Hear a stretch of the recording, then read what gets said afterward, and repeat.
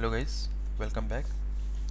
So as part of today's video, I want to talk about SXA scaffolding options, and just want to give you a very small demo of what you can do with the scaffolding in SXA.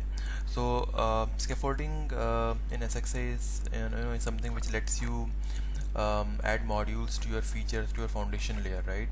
So let's say we want to install some SXA module. So behind the scenes, when that module gets installed, it performs several actions, like it creates some data items, it creates setting items, some presentation related stuff it it creates, and several other things also. So to perform some of the things, we have some action items available out of the box, but for certain things, let's say you want to create some items in a specific location which are not available out of the box. You can leverage some other um, action items for that. So so when we talk about scaffolding, like you can set and configure and scaffolding for your tenants as well as for your sites, right? So which means whenever um, whenever you create a tenant, it performs several some of the activities which you have set as part of your tenant scaffolding. And same way, when you are creating your site, it also does some of the things in the background which you have configured on the site level. So what we are going to check today is, let's say we'll talk about when you are installing a specific module, so how basically you can create some items into a specific location. And before that, I'll also show you what are the different options which are available to us over TV. So before that, let me just show you where exactly you can see all the scaffolding options when which are based on your tenant and for your site. So if you go to your system folder, then you just go to your settings, and then you have your feature and foundation. So if you expand feature, you will find your experience accelerator, right? And if you just click on any of your module here, right? So these are site setups. So if you see this site setup, it is based on a scaffolding site setup route. In case if you want to do something for your tenant, you can also do with your tenant setup route. So for every scaffolding option, if you expand it, like you have different steps here, like you can, and these different steps are something like are nothing but these are list of activities which you want to perform while your component is getting installed to this specific location or to this specific site, right? So if I just take an example of a very simple scaffolding, so right, this was one of my component which I created, and this is also OTB component, I just extended it. So if you see, like this scaffolding is also based on site setup group, and if I expand it, you will see like we have add available renderings. So this add available renderings is based on add item scaffolding action item, and then as part of this add item, we have a location, and then we also have a template. So location defines that where exactly you can configure, you want to create your specific item, and the template defines based on which template you want to create what item there. So this template could be your independent template, or it could be your branch template as well. So here on the add available renderings, what we're trying to do is on the available renderings section, which is part of your presentation, if I expand it, you will find we have this add available. So inside inside your available renderings, it is going to create an item which is of type available extended video rendering template. If I go to add extended videos data item, so the concept is again same. It is again based on add item. So it creates some items inside data folder, which is your site and your data, and then the item which is going to create inside this data folder will be based on your extended video folder. So this is a template, or as I mentioned before, this could be your branch template as well. So the next thing which I just want to show, so these are these options are available out of the box. You don't have to do much here, as long as you have your location and your template ready with you. Like you can just create these action items, and then you can just configure your location and template. How about if you want to create some items which are not available for you to which are not available out of the box for you to create. So for those scenarios, what we can do is we can just make use of add, and then you have your execute site script. And similarly, we have different options, like what you want to with your pre-delete step, post-delete steps, setup step, editing theme, site theme. There are different options which you can do, which you can execute while your module is getting installed there. So yeah, so I was just talking about like a use case where you want to install, you want to create certain types of item into a specific location which is not supported out of the box with your action item here. So for that for those scenarios, what you can do, you can leverage execute site script, and in this case let me just give it a name as add dictionary, because I have the scripts handy for that. So add dictionary, right? So now we have another step added to this extended video site setup scaffolding option. So here what this is going to do is this, you can see like it is based on execute script template, and what we are going to do is we are going to select some of the scripts which are part of your script library folder, and then you are good, right? So from here, like as you see, like we basically have to specify a script which you can select here. So the next step would be to go to your modules here, right, and then go to PowerShell, go to script library, then you go to your sandbox. So we have test module, we have functions, and you see like we have all these scripts ready for use, right? We have add SXA module. So if I just show you,